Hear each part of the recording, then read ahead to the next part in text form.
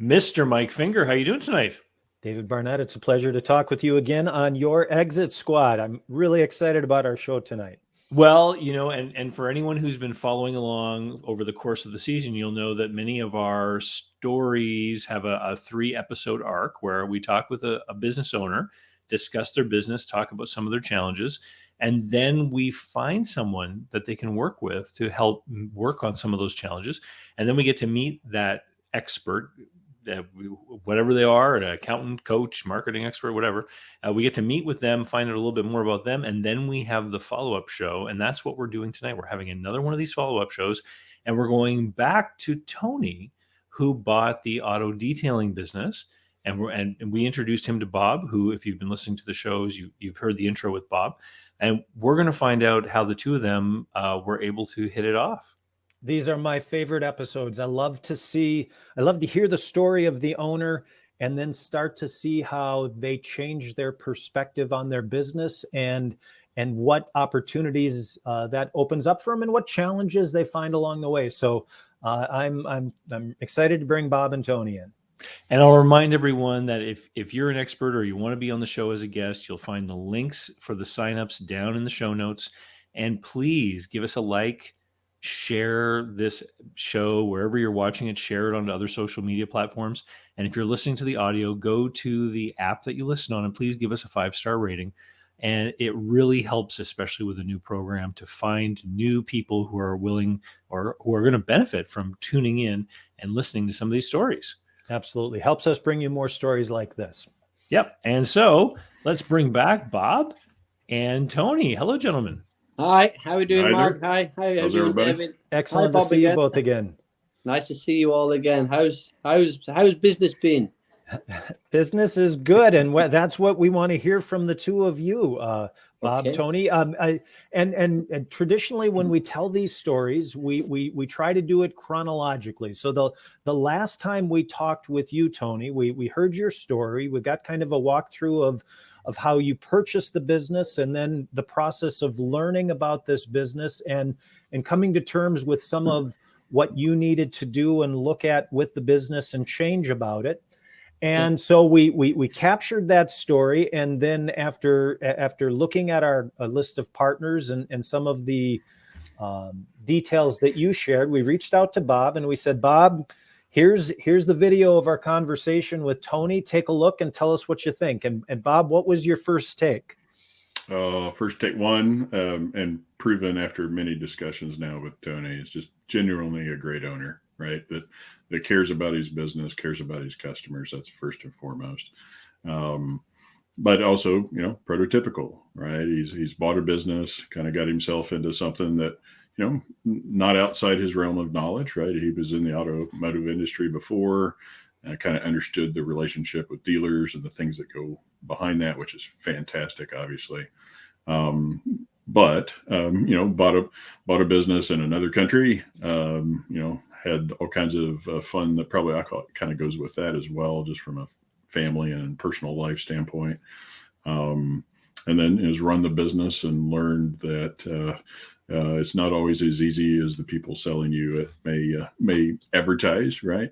And so it was one of those where typical owner who has jumped in with both feet, and he is not afraid to get his hands dirty, which I love. I love the fact that he's not sitting there at his desk hoping that something happens, but that also creates the challenge of being sucked into the business on a daily basis, which creates other challenges, which I'm sure he may talk about a little bit, but which is, it can be a trap. And so trying to make sure that over time we begin to pull him away from those daily involvements in the business, even, really getting hands dirty every day, and how to get from A to B. So sure. Very typical.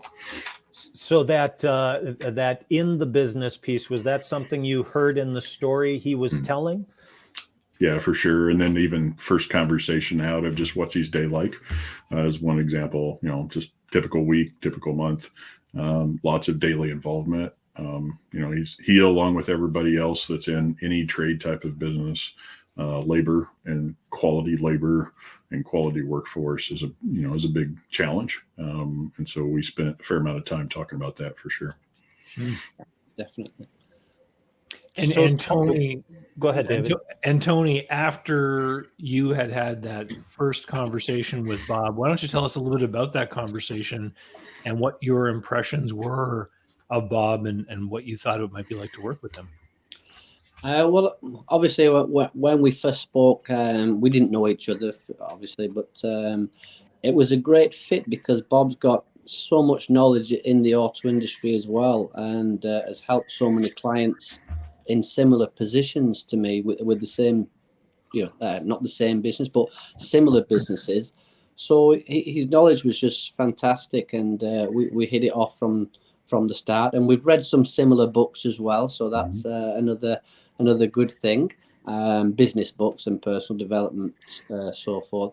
But I think the main thing with Bob, which I think I made pretty clear in my first when we first started talking, is when you start a business or you buy a business or you're involved in a business as a business owner, it's pretty lonely. And I've spoke to David about that in the past as well. It's you feel pretty much like, am I doing the right things here? Could I be doing better, or what should I be doing? And you think you know everything going into a business, but that's become pretty evident that I don't know that much after speaking with Bob and yourselves, because you've brought so much experience to me, and I think I found myself actually working. It's just an old cliche, but I think I bought myself a job, and I thought that's how it was supposed to be. But after speaking with Bob and going through some of the goals that I'd like to achieve with the business, it was evident that I need to sort of put some plans into action. And I never had any plans, really. I was just putting out fires and just working, lots of hours. And like Bob said, every aspect of the business I got involved with, physically, I done everything and I still am. But now I've got more insights into where I want to go with the business, and Bob guided me. He actually shows you where to look, but he doesn't show you what to look for, which is really good. I'll save that quote. I like that one. Yeah, it was fantastic because he's giving me little tidbits of information, and then when I get the time, because it's been extremely busy at the moment with the rust proofing and undercoating, that I've not had much time throughout the course of the day, but Bob's been giving me some little tidbits to look into, and I find out once I look into them, there's another meaning at the end of it. I thought, wow, okay, I didn't even know that. It's Can you give us some examples, Tony, of what you're describing? Yeah, I think one of the biggest eye openers throughout the course of dealing with Bob is he asked me to fill out a values exercise, and he did point out how important it was for me to do this, and it's a really good exercise. And I said, okay, right, I'll do the exercise. And it's basically a sheet where there's lots of different values, and it's not just business, it's personal as well, and what's important to me. And there were so many. It was probably about between 30 and 40 different choices I could make, and what were my top 10. And I always thought it'd be business. It would be business, and that would be my number one sort of value in my life. But it ended up being family was number one, and I thought, well, you know what? It is actually true. That's me. My family's more important to me than any business, than anything in the world. But so it wasn't all about business. I think what Bob was trying to do is to basically get to the core of who I am, and then build from there. So I thought that was fantastic. And I did mention to Bob, I said, I didn't think, the family would be number one out of all them other things. I said, but yeah, if you strip me down to the core, then yeah, that's me. And I think that's what Bob was trying to do, strip me down to the core. I think it was like joining the army. They got to strip you down, and then they can rebuild you. And I think that's Oh. what they do. Wow, I just flashed to a couple movies of boot camp. Some we can't mention online. Right, Tony, you talked about the loneliness of business ownership. Yeah. Had you ever had an engagement or a relationship around your business like the one you started with Bob? Was that a new engagement for you? I would say yes and no. Okay.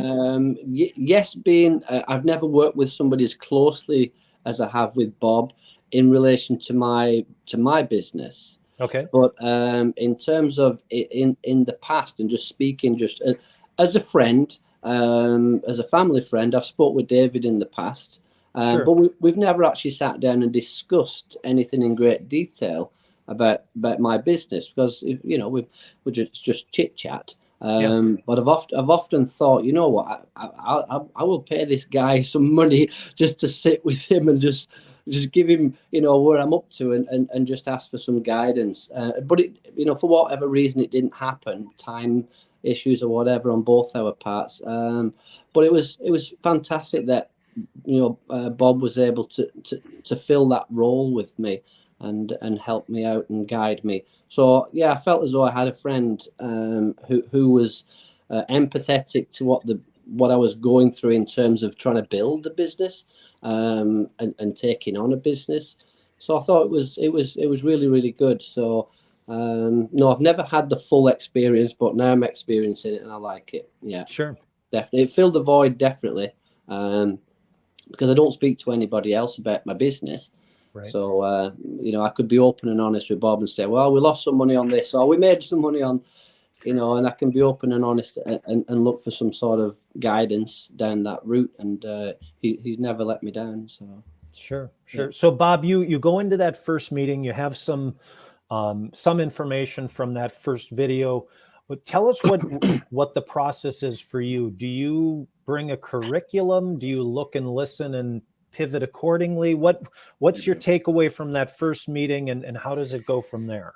Yeah, I mean, obviously, part of that first meeting is a lot of listening, and you know, I want to hear his story. I want to know why. You know, we talked about why is he even in business to begin with. Why did he choose this one? You know, why did he go to Canada? I mean, just all kinds of things, right?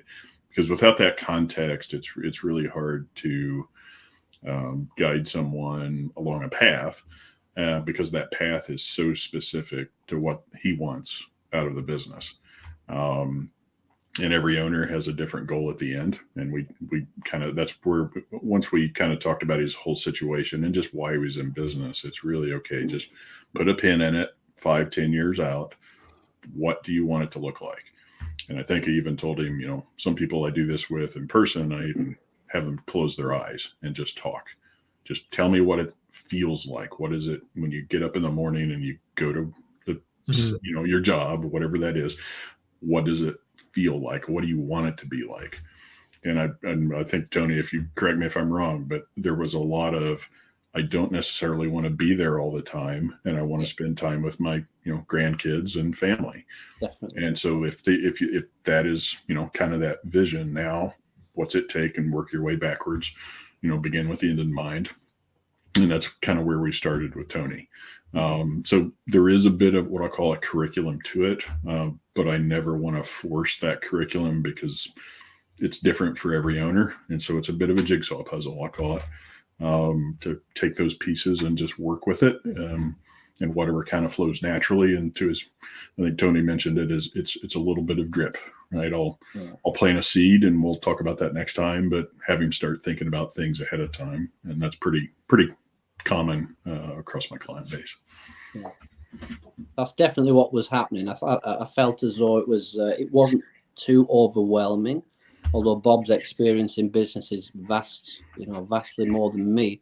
But he made it in little steps that I could understand and give me little projects to do. So it was very, very well thought out.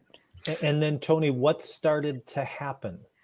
How have you started to view your business differently? I think one of there's quite a few bullet points, Mike, that I did jot down just recently because I thought things have changed.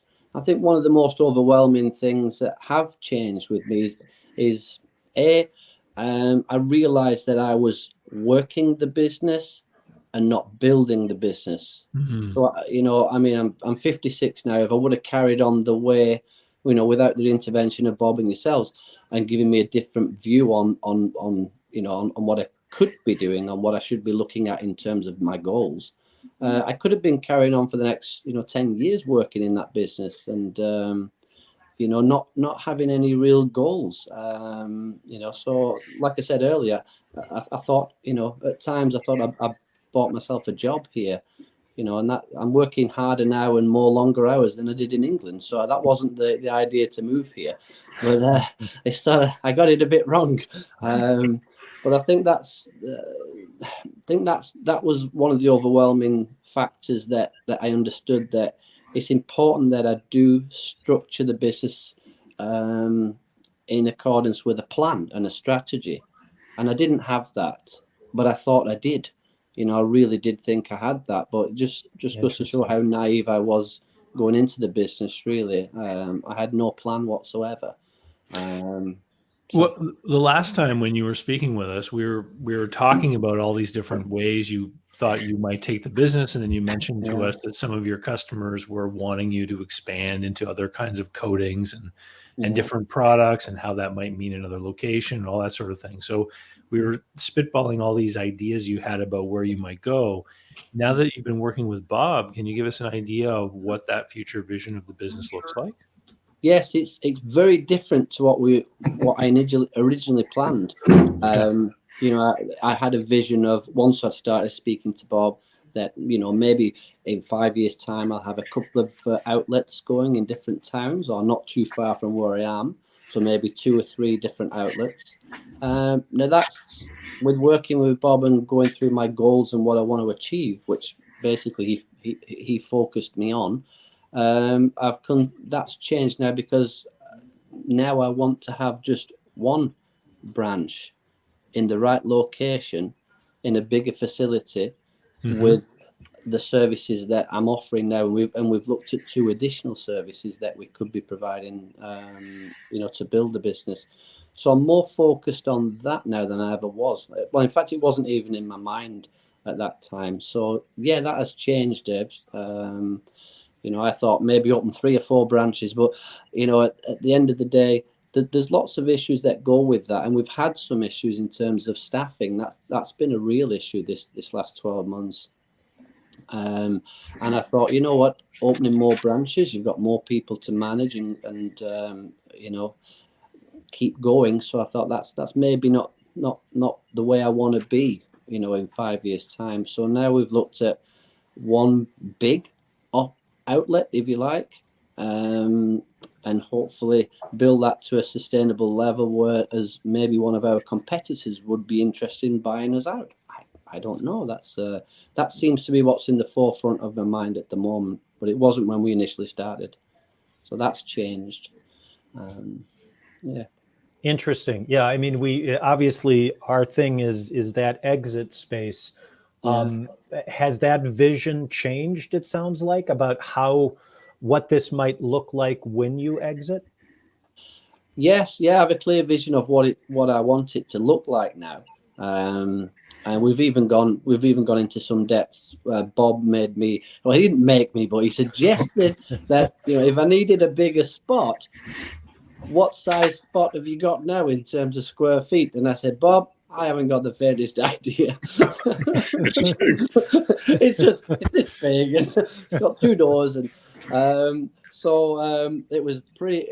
I didn't want to make it obvious to anybody at work what I was doing, so I was outside the building with a measuring tape. I thought I'll do the outside instead of the inside. So that was. It was pretty good. It was a rainy day as well, but so I got the measurements and we worked out that I have 2,000 square foot. And the next thing, once I spoke with Bob about that, was, and I should have known this, but he gave me more work to do in terms of what space do you need then? I said, Holy Mary. Okay. So then I had to figure out what square Blasted footage. questions. So from that little conversation and me outside with a wet measuring tape, we worked out that I'm going to need around about 5,000 square feet of a building in terms of what I want to achieve and what services I want to offer. So, it was all leading on, but I obviously wasn't aware about where he was going with this. But, in hindsight, and even speaking to yourselves now, I know exactly what he was doing. He was trying to focus me on maybe, what's out there, what's available. And if you don't know what you want, how can you go for it? So, again, he was doing that little bit of stripping me down and then trying to rebuild me, feeding me a little bit. I've started listening to these episodes to try to capture a quote to use as the title of the episode. And I think this one is Bob made me. Bob made me. Yeah, Bob made me do it. It's all on Bob. If this doesn't work, it's on That's Bob. right. When you describe the space you need, it reminds me of that scene in The Founder, the Ray Kroc movie, where the Donald brothers have sketched out the kitchen on the tennis court. With Sure. So they get their employees to pretend to work, and they keep so that they can organize the layout of the kitchen perfectly. And I'm just imagining you early on a Sunday morning at a shopping center parking lot, drawing out the layout, and you driving cars through it. And I love that idea already. Dave, don't give him any ideas. He'll end up with me getting arrested. With permission, of course. Tony, what were some other surprises that came to you from the interaction with Bob? How I mean, when we make these connections, when we start talking about our business with someone else, we get that different perspective, and if it works right, we start to see things differently. I'm just curious, little or big, what else have you started to see differently in your business? Well, I have started looking at it a little bit, a lot differently, because as you're probably aware, I don't know if any of your viewers have heard the first episode of my introduction regarding the business. There's certain areas of the business that are seasonal. And and that's what I was focusing on, is the seasonality of certain aspects of the business. So in the spring we've got the detailing, and I'm talking to Bob. Yeah, we make some good money there, and this is great. And in the fall we have the rust check season, and this is fantastic, and blah blah blah. And once Bob asked me for my figures for the business, the financial figures and everything. So I sent everything to him, and he analysed everything and sent me back some flow charts. And this is one area that I've never seen. I thought I was good with charts myself, but I'm just in kindergarten compared to Bob. So the areas that we're doing very well, say, just like at the moment we're in the rust check season, which will be finishing towards Christmas. But he showed me on the flow chart where the rust check was going, and I'm focusing on this peak and thinking, yep, look, Bob, look, we're doing good, we're doing great. But then Bob said, well, hold on, the detailing's going like this at the bottom. So there's a big gap there. You need to be, what happened? Do you have work for detailing? I said, yeah, but one of my detailers is doing the rust check now, so I lose one of them. So that's why the detailing's down. And he focused me a little bit more on that. And that was pretty much a big eye-opener, because I never focused on that. I was just focusing on, the profits coming in and the income coming in from the busy part of the business, but not necessarily looking at the quiet parts. So he said, if you have the work for it, and again, he didn't tell me exactly what he wanted, but he told me where to go, basically. Go that direction and you'll figure it out. And Tony, before you go on, so Bob, help us from your perspective on that. What did you look at? What did you see? And what were you bringing to Tony there? Yeah, I mean, he obviously does have a piece of the business that is definitely seasonable, and it is a spike and a drop, and not uncommon to a lot of other types of businesses, but it's a pretty big one in his case. So one of the things we're still working through is okay, you have that peak, and that's from a revenue standpoint, I get that, and obviously from a load standpoint to his workforce. But do you make any money? Is there any margin? How much margin's in that versus margin in other lines of business? And so we still have some work to do in trying to figure out, which ones, are we really making money on things we think we are, or do we just think we are? And so, in starting to plant the seed, and he probably will tell you this, that planting the seed of what could we do to offset that, that spike with other lines of business that may, dampen that at least a little bit or a lot, to eliminate that hump, because it's a labor challenge to ramp up that fast. But in doing so, by ramping up that fast, if you're giving up the very profitable base of your business to do that, now you've got a question, okay, is that really the right decision? So we're still working through that, and that's okay. But it's really just, from a pure outside view, both today, what's happening financially, and then projecting into the future is kind of the next step as well. It's like, okay, if we do have a 5,000 square foot facility and you have this much type of volume and flow, what's that going to look like? And so, but we got to get kind of the numbers today kind of sorted out so that we can project accurate, at least semi-accurately as possible forward. So interesting. And Tony, is that the perspective that you got from that exercise? I mean, again, this is the part I'm fascinated by, is the different perspectives, and what did you take from that exercise? Well, exactly what I just mentioned. It focused me, instead of focusing me on how can I put this? I was really focused on the profitability of what we were doing at the time.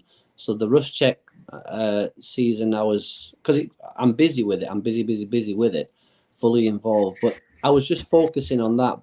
But the exercise Bob gave me and on the flow charts, it made me think differently about, well, you know what, we still have another part of the business that we could still be, maximizing, or instead of it dropping off, how could we look at that? And that's basically what I got out of that. Sure. The flow charts in particular, because I didn't see the big drop, the drastic change. One of them's peaking up and the other one's really small, and it was that bit in between that I've never even seen anything like that. But Bob's saying that was pretty important, that bit in between. What can we do? And it just made me start thinking about, well, maybe I could take another detailer on for the 3 months of Rust Check season, or so we can sort of, instead of letting the detailing drop and just focus, more on the Rust Check, I could still focus on that. What happens in that season when people call looking for detailing? Are they told, "Oh, we can't fit you in"? Is that something that's happening because of the focus on the Rust Check? Yeah, it is. Yeah, instead of us booking somebody for a detailing, the day after or in the same week, now we're like 2 weeks out before I can get anybody in. And the business at the minute is we're probably about, I would say about 70% is corporate business, and then the other 30% is retail. That's we're roughly around that, and not exact figures, but we're roughly around that. But the retail side of it, of the detailing, we were just letting them down. So they're not going to wait 3 weeks. They'll go somewhere else, because I still have the corporate detailing that that's all year round. And you prioritize this because these are your long-term, steady clients that bring the money in every month, right? Yeah. And I'm just and I think I'm doing that more so now because of and again, no disrespect to my predecessor before me. Oh, we lost Tony. I just put her off. But yeah, I think listening to some of the clients, the corporate clients, when I first took over the business, they were saying on the detailing, well, we didn't use this place as much because, when the spring comes round, they don't even get round to cleaning our vehicles. They could have them for 3 weeks, and that's not good. We want to sell the vehicles. These are dealers, used car dealers. Sure.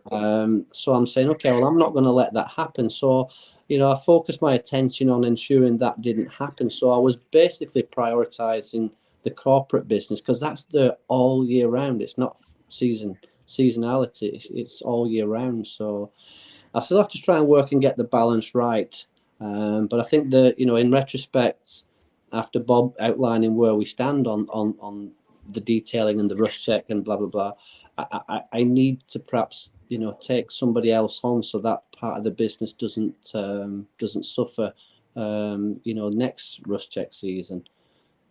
And just while he's on that topic of, we did start to talk about in the last session to, the mix of his volume, right, between the commercial and, what happens if, right now he's got several commercial customers. One, can we increase that? You've got a good he's got a really good model of serving the clients that he serves. And so how can we leverage that and improve that? And then what would that obviously do to his future projections and load and those kind of things? So we're just kind of starting to touch on that right now too, because I think, personal opinion, I think he's got a bit of a tiger by the tail that he hasn't purely pushed into yet. And when he does, that growth is going to come. So.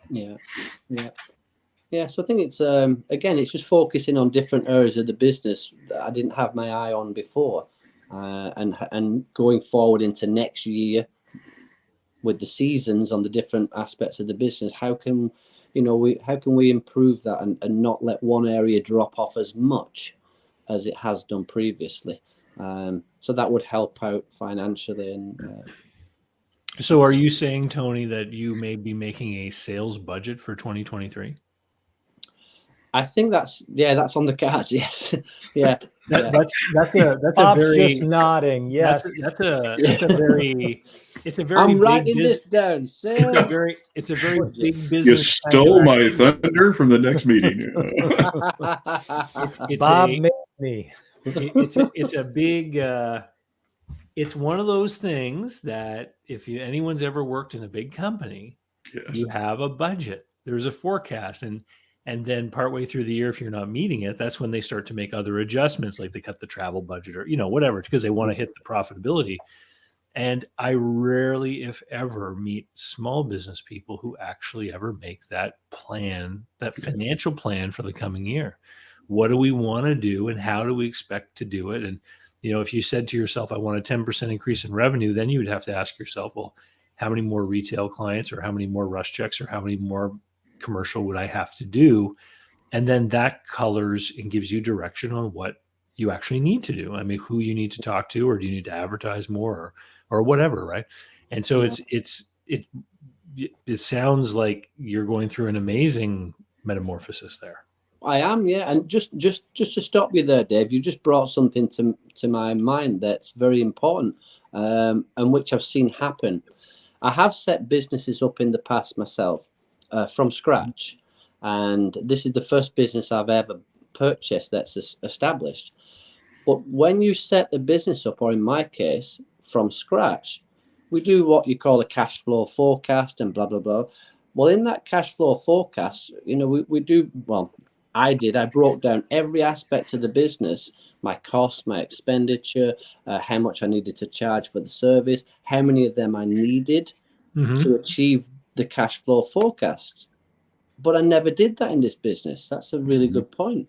I just took it on board that that's already done, and I just carry on. This is how it works, because this is how it has worked. Yeah, Correct. That's exactly what. Yeah, and again, it's just speaking to all three of you now that's just come to mind. It's just it's amazing, just through speaking with people about the business. Is no, I don't have any plans, or I didn't have any plans on how many detailing jobs I needed, how many rust check jobs I need, or how many vehicles need to go through the body shop. I had no idea up until this point. I haven't done it. I'll be honest with you. I've not done that, but it's a fantastic thing I should be doing. But if I started the business from scratch, I'd have to do that. Yeah. So yeah, I think I insight. took something for granted, that it's an established business. So yeah, I learned something just now. Bob, how do you, so one of the temptations here, and Tony has been very complimentary, obviously, rightfully so, Yeah, sure. but Tony is obviously going to know the detailing business better now than any of the three of us ever will. Absolutely. How do you, as a coach, engage that reality while still trying to help Tony move the business forward? You bet. No, this comes up a lot actually, and I call it, there are some, basic business fundamentals of any business, right? And I'll call it just the numbers, right? Numbers tell stories. We're going to tell that story. And that's what I tried to, regurgitate back to Tony after he sent me his first financials. I'm just going to tell you what I see. Doesn't matter whether you're doing donuts or cars, right? And so it's up to him, because it is his business, to do that translation. Ultimately, as coaches, it's his business. It's not my business. And so there is a line, right, that I can even suggest. I could tell him another experience. I could tell him my own experience. But in the end, this is why understanding what he wants out of the business is so important. It's not mine, it's his. And so that decision, I can tell him the potential goods and bads and the risks and the things that go with it and things to think about. But ultimately, it's still, the buck still stops with the owner. And so, that's kind of the way I approach things with every client, no matter who they are, whether they're nonprofits or for-profits or automotive or donut shops. So, but there, it's one of those, and it's part of the art versus the science, I'll call it, of coaching. And one, I'll revert and compliment back. Tony is a fantastic sponge. I love owners who are sponges, right? He is literally soaking it up and chewing on it and thinking about it. And the next conversation is always, even the little tidbits, those little tidbits add up, 1% every time. And I just see him doing that. But ultimately, if he decides that he needs a 6,000 square foot shop or a 2,000 square foot shop, ultimately it's his decision. And whatever fits with his goals, that hopefully we've now decided what those goals are, that are still obviously changeable, but at least he's got a North Star to kind of pull into. Sure. Yeah. No, it's been really, like I say, it has been really, really great sharing the experience with Bob, and I think he's given me an overall picture. And I know I'm nowhere near done yet in terms of putting my plans and things into action for next year, but I do have some sort of clear steps to take, and which I didn't have. I think it's we're speaking with Bob and him putting me, not necessarily putting me on the spot, but we have a meeting scheduled, and this is he was very upfront with everything he needed from me and what we should be working on. Everything was sent through email and understandable. Some of the things I didn't understand, and we did speak, and he went through everything in layman's terms so that I could understand it. But we had some sort of schedule to work towards, and how could you say, we had a list of things that I should be looking at. So Tony, spoon-fed. At the beginning of this call, you used the words "I bought a job" to describe the daily activity that you were going through in the business. Yeah. Now that you've started working with Bob and you have some of these different plans and goals, how do you predict your day might be different in 12 months? If we were to have this call again next year, how would your days be different, do you think? Well, I think I would have achieved, I will have had some short-term goals, which I will have hopefully had some success with, but they're just small steps towards the end, not the end result, but the goal I want to achieve in 5 years of owning the business. So I think I will have had some success with them, and the business may have changed, or I'm hoping it will have changed in terms of having the right people on board, which I think we have at the moment, but now it's building them. But I think I'll be not stepping away from the business, but stepping away from the day-to-day, getting involved in the workshop and basically running around, and working a job, so to speak. I think my days will be a little bit more time spent on building the business towards achieving them goals that with Bob's helped me set out. So I think that's how my day would be changing. And delegating some more of the jobs that I currently do. That's one thing I've found very difficult to start off with. And I thought I was a good delegator, but no, I'm terrible at it. But it's an area. Can you give us an example, Tony?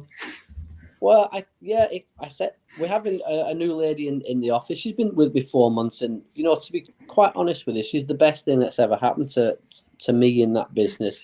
She's fantastic. She's an ex-nurse. She's for the last 20 years, and she wanted to come out of it, and she's really took to this. And I found that talking with her, and I said this to Bob at one point, is it's been so easy to train her to do it the way I want it doing. In the office and the administration and the bookkeeping. I want everything, I'm a bit anal like that. It's got to be tidy and clear cut. And she's took that on board. But in the back office, in the workshop, there's people who've been there a while, and it's hard to change them, to do the things I want them to do my way. It's difficult. So I think I've learned something there, that maybe taking somebody on without any experience whatsoever in that field would be pretty good.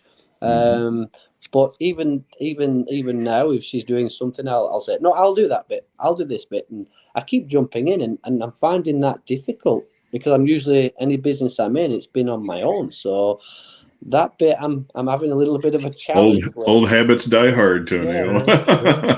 Mike, I think I heard you say something like that once. Like, you were always the guy too in your business that had to jump in and do things. Oh yeah, I mean, it's so funny. I have a client that Tony is just going through that experience now, where we've helped him give away that stuff, and we're sitting in a meeting after he's given away the stuff, and everyone's left, and he's across the table, and he looks at me and he goes, "Well, what am I gonna do now?"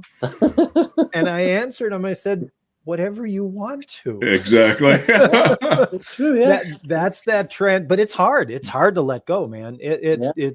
Very difficult. Can I give you another example? Which Please. is brought this is, and again, I never knew I was very bad at delegating until I started speaking with Bob, and he's again he told me where to look, but not what to look for. So I love that line. I found a few things out about myself that I was totally unaware of, and the delegation side of it is one big thing.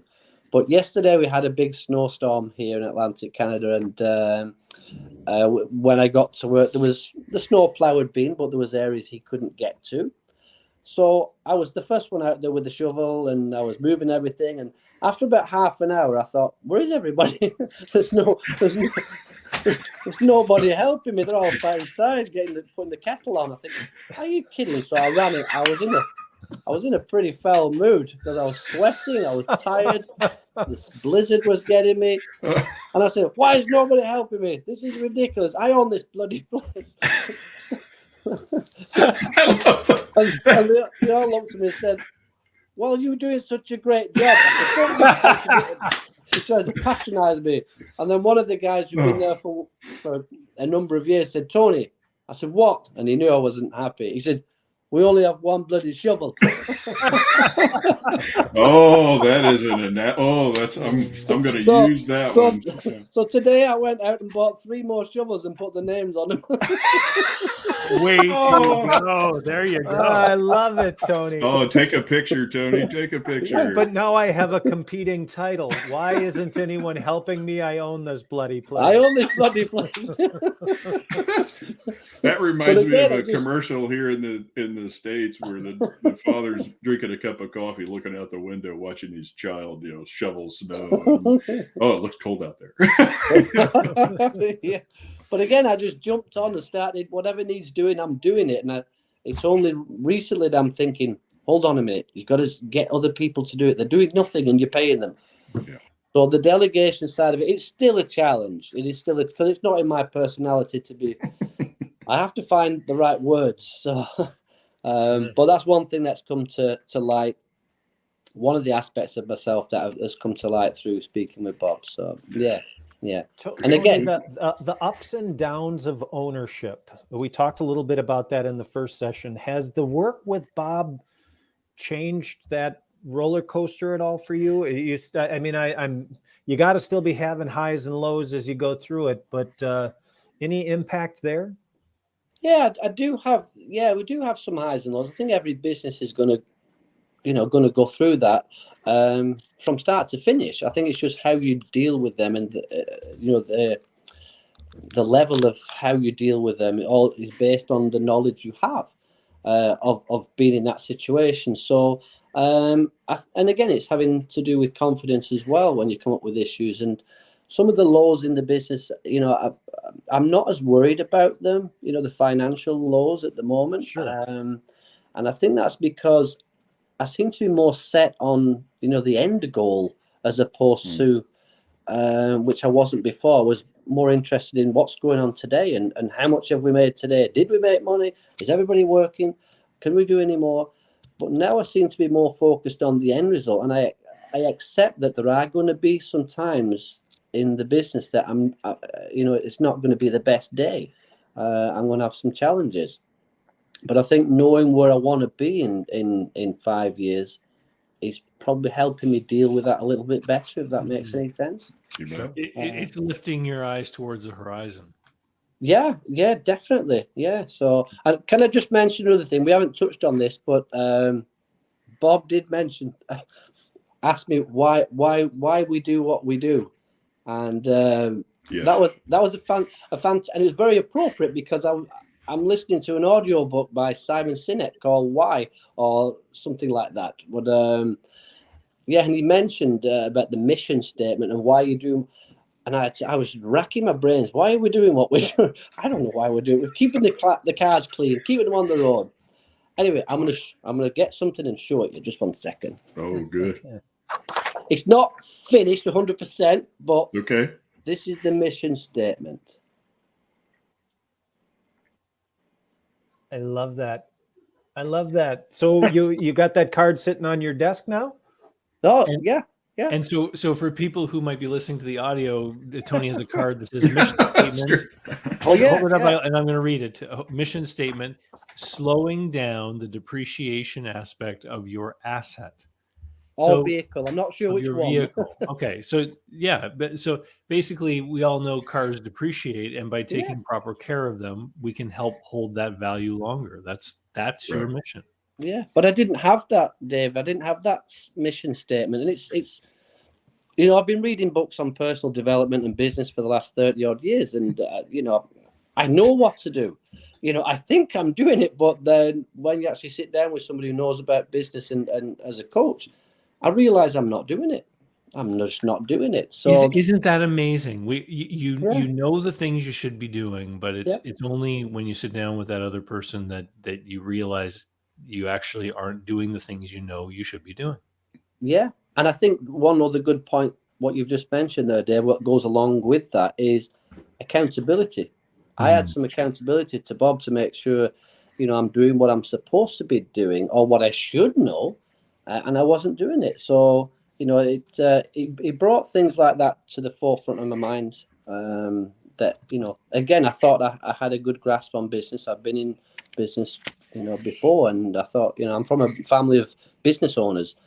But you know what? It's knowing it and doing it are two totally separate things until you have that accountability. And I felt a sense of that with Bob because I didn't want to let him down because he put a lot of effort into my business.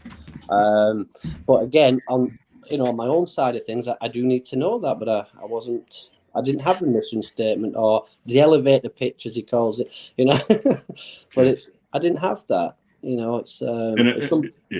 And I hear Tony a couple of things just that pop into my head when you're saying that. One, I hear him kind of beating himself up a bit, and I want to address that a little bit. Business is so complex now. Yeah, I would say even compared 20 years ago, right? It is just a different animal, and so no owner can know everything. There's just no way, and that's why it's important to surround yourself with people that know other things that you don't. And And, it's probably the big conundrum of business owners, and I think Mike and I've had this conversation about ego. It's a hard thing to admit that I don't know everything, and just kind of getting over that hump. And what you find out is when you talk to other owners, they don't know everything either. Right. Yeah. It's kind of the big secret. And once you do that, and then you do talk about stuff that you normally wouldn't talk about. And that's where the gold is. So absolutely. And that knowledge piece is important, but sometimes neither one of you know. No. Right. But it's the process of talking about it and hearing someone else say, you know what you've said makes sense to me. I can't, that we've covered the bases. We've talked this through. That process of challenge and back and forth about the business that most of us run independently, all by ourselves in isolation. That is a game changer. Yes. I would agree. It is. I think the secret sauce in some ways is the process itself. Yes, you make decisions. Yes, you have more information, those kind of things. But I truly believe it is the process of doing that and continuing to do that and doing it again, because, nobody's going to make perfect decisions. It's never going to work the way you think it will, et cetera. So it's just the continuance of that process. Tony said something a while back, but it never ends. Right. This never ends until you're sold. Right. So, but it's a matter of, that variation, hopefully over time gets a little less chaotic, a little more manageable, et cetera, in time. So, and it all goes back to that first step in this process, which is Tony as an owner saying, hey, I bet there's a better way I could do this. How can I find out? Who can I talk to? I'm going to ask. It's that humility to say, that applies to me or any owner that just says, I'm going to be a sponge. I'm going to reject anything I don't want, but I am just going to take it in and learn and take what applies and set aside what doesn't and just keep moving forward. That's correct. Yeah. I think sometimes you think when you own a business that maybe, because you're the boss there at the business and your employees look up to you for guidance and everything. Sometimes I think you get the misconception that you know everything. And that carries over into other areas of your life, but it's only through speaking with others, in a business aspect that you realize, I didn't even think about that. And again, I think it's humbling for somebody to bring that up and talk you through that. Not necessarily saying this is an aspect of you that you need to work on, but just talking about it in general, and it comes up in your mind. Oh, I should have done that. Why am I not doing that? And just use that example, Tony. I'll call let's just pick on the financials. Okay, that wasn't, there were things in there that we've worked through, but I can tell you, both David and Mike, Tony, from a customer service standpoint, we're not having to work a lot on that because he understands that concept really well, the customer's experience, what he values, how he wants to come across as a business owner and a business. We're not spending a lot of time there, right? So every owner brings something from their past. And in the case of Tony, he knows what it means to touch customers and keep them happy and those kind of things. And so we're not going to spend a lot of time on that. He's got that. Yeah. Not worried. I think it's that's another good thing that we did with Bob asked me to write down some of the what's important in the customer's eyes when they come to see us. So, I wrote down my top 5 things there as well, which I didn't, again, they might have been in the back of my mind, but they weren't, I wasn't working on any of them, or I didn't really know. So I had to focus and just look at the customers and speak with the customers and, just ask them basically, what is about the business that you like. Are you happy with the service? And, I always say in any business I've ran or any company I've managed, I've always said, if you're happy with the service, please tell everybody. But if you're not happy, please tell me, yes. Because I'm only human and, we can change and adapt. But yeah, we're speaking with Bobby, made me focus on that and ask the question, what is important to the customer? And looking at or speaking with some of them, I found out that, the most important thing to our customers at the minute is the quality of the work. So it's that's number one, and then this number two is a welcoming environment. So I'm trying to work through all the top 5 answers and make sure that we're giving that. And another great thing with, once I mentioned that to Bob when I wrote them down, is he said, okay, so you've looked at your competitors, because that's one thing he did ask me to do. He wanted to know who's in the area that does the same business as me, blah blah blah. What do they do better, and what do they do worse than us? And when I wrote down the top 5 answers of what I think a customer expects from us or what they're looking for, Bob asked me to then grade our competitors on them 5 values. I thought, holy mackerel, that's a good idea. How see if they're faring up against them, or are we better than them, or at certain aspects. So yeah, that made me look at things a bit differently. Yeah, or not. And how did that exercise turn out? What sort of insights did you gain about the competitors by asking those questions? I found that some of there are 1 or 2 competitors that are doing exactly the same as us in terms of them 5 values, but there are some. I would say all of them are not as welcoming as us, and that's number 2 on my most important. What I think the customer is looking for with us. Number 2 is welcoming environment, and we are very, very welcoming. It's a happy, friendly environment there. It's professional as well. But yeah, we have some great responses. So I think we top all of them in terms of that. I only looked at 3 other competitors, but we top them all in the welcoming environment. The quality of work, I would say some of them are the same. So, but I didn't know that prior to doing that exercise that Bob had me do. Yeah. Bob, Tony, what a wonderful story. Thank you so much for coming and sharing the journey with us. We're excited about what's happening, and love to have you back in 12 months and just catch up and see how things have gone. So thank you so much for coming and talking with us. Yeah, well, thanks for spending the time with me, and thanks Bob, thanks Dave, thanks Mike, thank you very, very much. Thanks all. Thanks, gentlemen. We'll talk to you later. Okay, we'll see you soon then. Bye. Bye. All right, Mike. What an amazing conclusion to this story. I guess it's not really the conclusion. The story is underway, but some serious progress made over just the course of it's been like 2 months, I think, since we introduced the 2 of them. Yeah. Just that interaction of a solo business owner, which most of us are, and engaging another brain, a thought partner, to start to ask questions like, well, where do you want to go with this business? And what are you trying to create? And how are we going to make that happen? And just love the interaction and Tony's openness and desire to be better for the business, for his customers. Man, you just got to love that.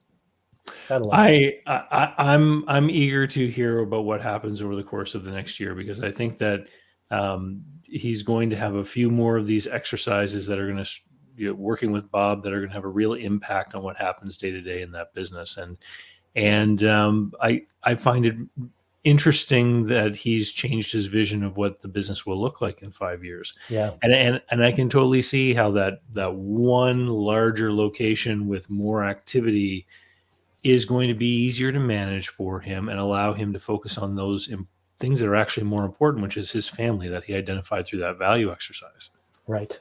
No, again, I just got a big smile on my face. I just love to see that kind of engagement and that kind of intention starting to blossom with a business owner. And if there's any other business owners out there who would like to participate in this kind of exercise with us, we do have a way that they can reach out and talk with us, don't we? That's right. They can go over to yourexitsquadguests.com, fill out a short application, tell us a little bit about your business, and we'd love to talk to you and get you on your exit squad and start a journey similar to the one that Tony's been walking. And if you're a professional who works with small business owners in any capacity or any area of expertise, we need partners from all across the spectrum of business activity. we have another short form over at yourexitsquadpartners.com that you can fill in to let us add you to our virtual Rolodex of people that we can call upon when we meet these guests who have specific needs in their business. That's right. Last but not least, yourexitsquad.com is going to bring you over to the YouTube page where you can subscribe to the video feed. And we'll have in the show notes where you can go if you want to subscribe to an audio feed. Give us a like. It helps us in the promotion of the story, the promotion of the podcast, and gets more people the opportunity to hear these stories about how they can change their business for the better. That's right. And then go on to Facebook and get all of your family and friends to like the show as well, because that helps even more. That's right. That's right. All right, Mike, it's been another great episode. It's great to see you again. And we'll be back with more of these amazing stories. And so everyone who's watching, please stay tuned. We'll see you shortly. Talk to you soon, David. All right. Bye-bye.